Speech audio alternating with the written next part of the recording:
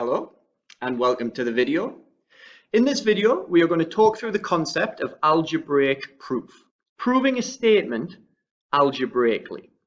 In order to do that, we need to do a little recap on creating expressions from words, because a lot of these statements are used commonly within the topic of algebraic proof. Let's start with the first statement at the top of the screen. If I want to create an expression for an even number, I could use the term 2n. I've used n because it's quite a common letter in this topic, but I could have used any letter.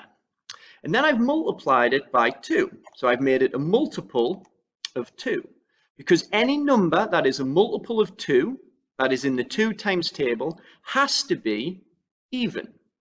So if I wanted to express an even number in algebra, I could express it as 2n. If I wanted to show an expression of an odd number, I already know that an even number is 2n. So an expression to represent an odd number could be 2n plus 1. Because if 2n is even, when I go ahead and add 1 on, that's going to take me to the next available odd number. So an expression to represent an odd number could be 2n plus 1. Again, I've used the n because it's a common letter used within this topic, but we could have used any letter.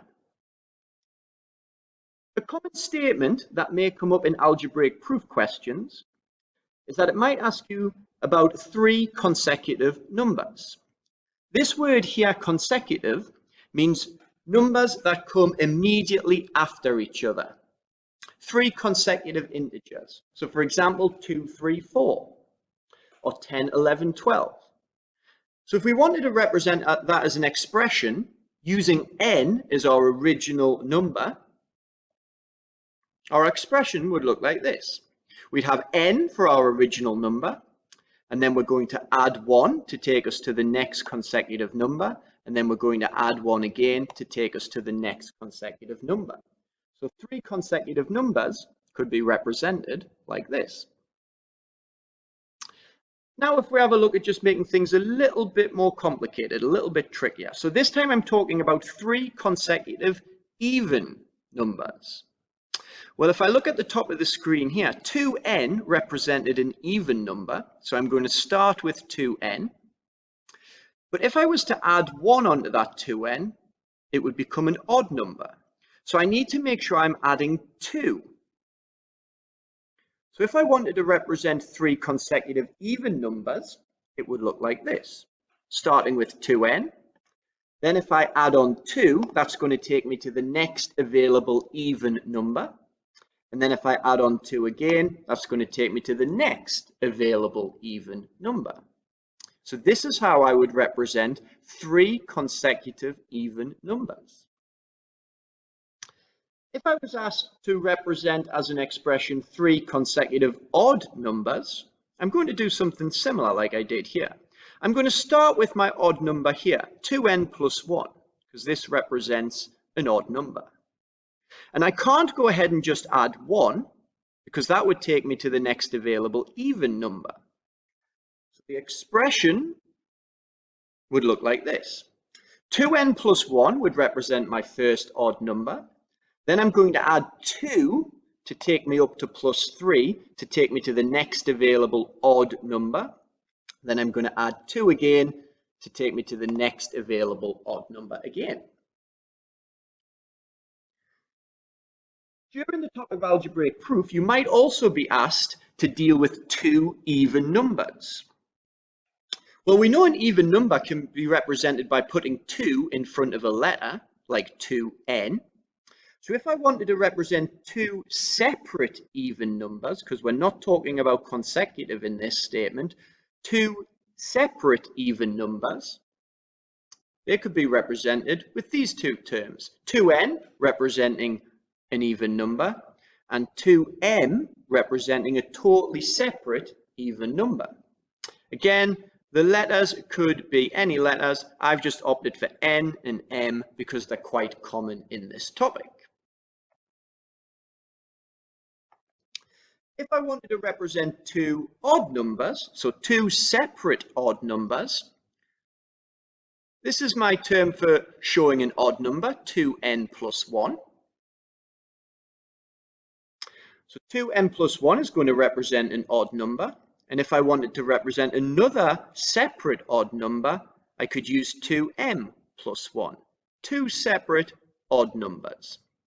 And these expressions are very important because they're commonly used in algebraic proof questions, especially used commonly in questions you will find in your exams. So we need to be comfortable with converting statements such as these into expressions into a little bit of algebra. Okay, so let's have a go at a few examples. This is a very typical question. You're asked to prove that the sum of three consecutive even integers is divisible by 6. Okay, so we've got some important words in the question. We've got three consecutive even integers. Remember, integers just means whole numbers. So I want three consecutive even numbers. So I'm going to start with 2n. 2n is going to represent an even number. My next consecutive even number would be 2n plus 2. And my third consecutive even number would be 2n plus 4. We did meet this on the previous slide. But now I need to go ahead and prove that when I find the sum of these, which means add, remember that word sum is telling me to add these terms together, these expressions together, and I need to prove it's divisible by 6. So I'm going to do a little bit of simplifying here. So I'm going to put my two n's together, and I'm going to put my normal numbers together. So that's going to simplify to the expression 6n plus 6. But I'm still yet to prove that it's divisible by 6. But what I can do is factorize. If I remove 6 as a factor from here and put it on the outside of some brackets, I'm going to be left with n plus 1 within the bracket. So what I've done at this point is I've factorized and removed 6 as a factor. And that's going to help me prove that the sum of three consecutive even integers is divisible by 6. Now I can just go ahead and make a statement. Because when I simplify my algebra, I'm able to remove 6 as a factor, that's telling me that it must be divisible by 6. So because I've ended up with 6 on the outside of my brackets, that is my proof that therefore it is divisible by 6. So I've just made a statement saying that it must be divisible by 6, and here's my proof. And this is a very typical setup for an algebraic proof question. Let's have a look at another question. Prove that the product of two even numbers is always even. So this time we're dealing with product. So that means multiply. So I need to multiply two even numbers and prove that the result is always even. So for my two even numbers, I'm going to represent one even number as 2n, and I'm going to represent my second even number as 2m. So this is what the question's asking me to do. Remember, multiply is finding the product. So I'm just going to multiply these terms together to give me the expression 4mn. I need to prove that the result is always even. So if I can prove that 2 is a factor of this expression, that would be my proof that it is even. And of course I can. I can remove 2 as a factor from here. So I can take 2 outside the brackets and be left with 2mn within the bracket. So this 2 on the outside of my brackets is telling me that this is a multiple of 2, and anything that is a multiple of 2 has to be even. So then I can go ahead and make a statement. So here's my proof, the fact that I was able to remove 2 as a factor. So therefore it is a multiple of 2, and as a result it must be even. So here's my algebraic proof, and here's my statement just confirming what the question wanted me to find.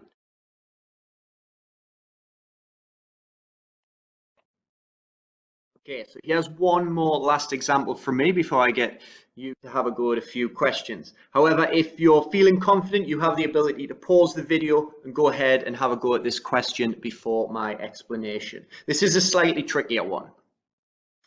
We need to prove that when two consecutive integers are squared, that the difference is equal to the sum of the two consecutive integers. Okay, so that's a pretty confusing question. What it's asking us to do is to do two separate things and prove that they are equal. So we need to prove that when two consecutive integers are squared, their difference, so we need to square two integers and find the difference, and then with the same consecutive integers, we need to find the sum. So if we're dealing about consecutive integers, we're talking about n and n plus 1. So here's my working out for this one. Let's see what I've done here. My consecutive integers are n and n plus 1. Two consecutive integers. And I'm now looking at the first line. I'm going to prove that when two consecutive integers are squared, that their difference is equal to the sum of the two consecutive integers. So I'm going to find the difference of the squares first, which is why I've squared n plus 1 and I've squared n. And I'm going to find the difference, which of course means subtract. When I expand this double bracket, so n plus 1 multiplied by n plus 1, this would be the quadratic that I'm left with. And n squared is of course n squared. So then when I go ahead and simplify this, n squared take away n squared is going to remove the n squared from the expression, leaving me with just 2n plus 1. So this is my answer. So I need to work out that the sum of those same two consecutive integers is equal to this.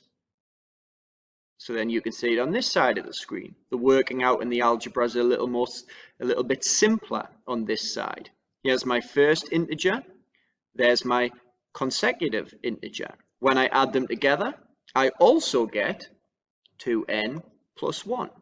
So from quite a difficult, tricky question, quite a worded question, it's difficult sometimes to interpret what the question's actually asking you to do. But when you break it down into the two different approaches, the two separate things it's asking you to do, manipulating the algebra on either side, what you find is you're left with, when you square and find the difference, you're left with 2n plus 1.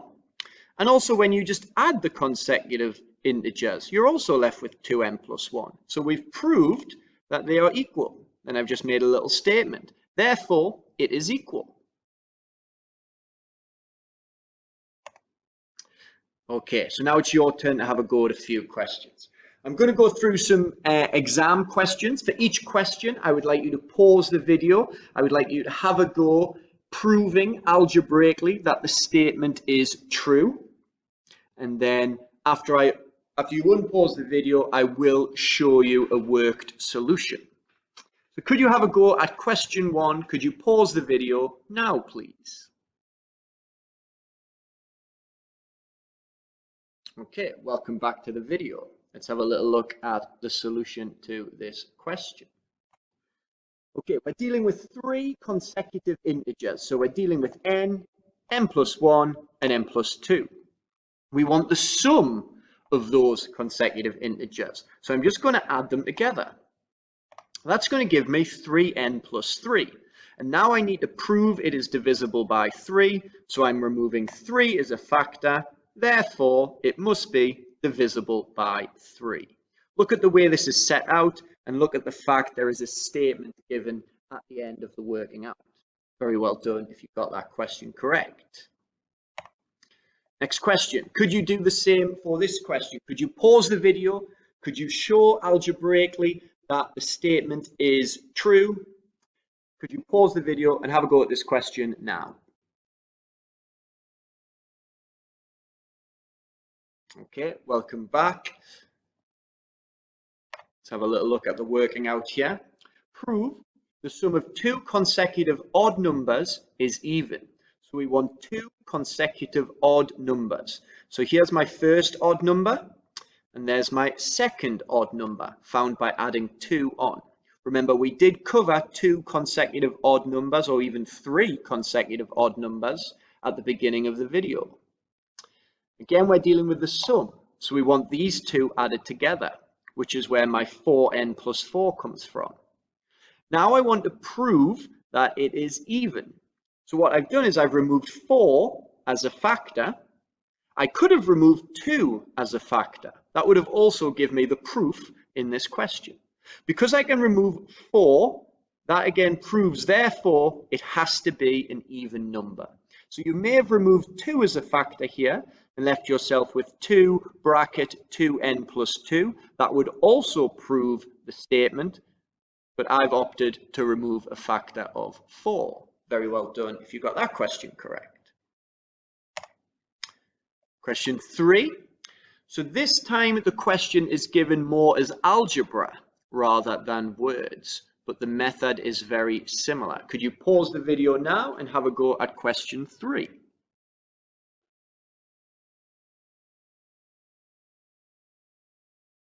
Okay, welcome back to the video. Let's have a look at the solution here. So there we go. So the first thing we're going to do is expand this double bracket, m plus 6, m plus 6, gives me this quadratic. And then I'm going to expand this bracket, m plus 2, m plus 2, gives me this quadratic. Then I'm going to find the difference. I'm going to subtract. So then I go ahead and subtract and simplify, leaving me with 8n plus 32. And I need to prove that it is always a multiple of 8. So in other words, it is always divisible by 8. So I remove 8 as my factor. There's my proof that it must be divisible by 8 and therefore a multiple of 8. Okay, another exam question here. Could you pause the video, have a go at proving the statement, and then I'll go through my solution. Okay, welcome back.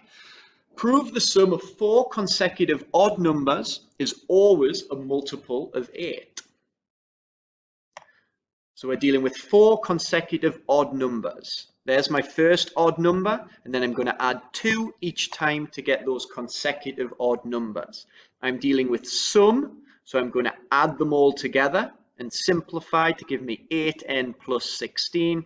Again, I'm proving that it is a multiple of 8, that it is divisible by 8. So I'm removing 8 as a factor and then making my statement. Therefore, a multiple of 8.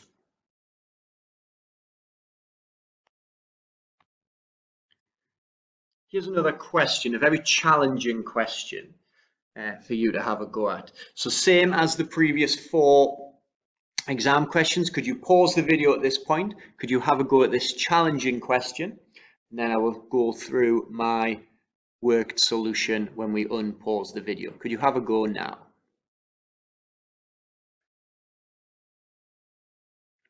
Okay, welcome back. So let's have a look at how we'd approach this one. We want the sum of the squares of 2 odd integers. So we're dealing with 2 odd integers. So I'm thinking 2n plus 1 would represent one odd integer, and 2m plus 1 would represent another odd integer. Then we're going to square those, and we're going to add them together. So we're going to be dealing with 2m plus 1 squared added to 2m plus 1 squared. We're going to expand this double bracket and expand this double bracket, leaving us with this expression. Now I'm just going to go ahead and simplify. Although I'm dealing with different letters, I can put this positive 1 and this positive 1 together. So I'm just going to simplify that bit of algebra slightly to leave me with this expression. I can't simplify it any further due to the fact I'm dealing with N's and M's, separate, different letters. But what I can do at this point is all of these coefficients and this 2 here are all divisible by 2. So I'm going to remove 2 as a factor and put 2 on the outside of this bracket. So essentially, it's the same method that we've been looking at in the previous questions. It's just a little bit trickier in terms of manipulating the algebra. But essentially, this is our proof. We've removed 2 as a factor and put it on the outside of the bracket. So therefore, it must be a multiple of 2, and as a result, must be even. So there's my statement confirming what this 2 has told us. Very well done if you were able to answer that challenge question. Last task for you to have a go at.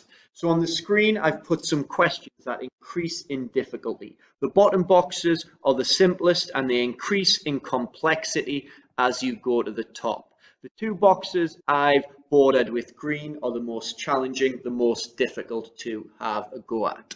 For each question, can you show me your full working out, showing me any algebra manipulation you've done to get your final answer? Could you have a go at all the questions? Pause the video now, and I will display my solutions when you unpause the video.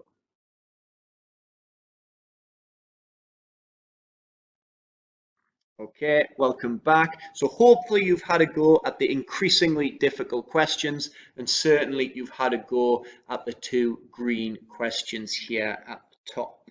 The answers for this task look something like this. So you can see for the simpler questions, quite an easy one-step question for most of them in order to get the expression that you need for your answer. However, in these top boxes here, we have a little bit more working out or a lot more calculation before we end up with our answer. You can see that the method, very similar to the questions we've covered in the earlier slides on the video. Removing the number at the end is often your way to prove the statement, to prove if it's even or to prove if it's divisible by a certain value. Okay, could you just take some time to mark and assess your own work here? And once you've done that, if you were able to answer all those questions correct, especially these top 2 boxes, which were bordered in green on the original questions, then that is excellent. You've shown a very good understanding of algebraic proof questions.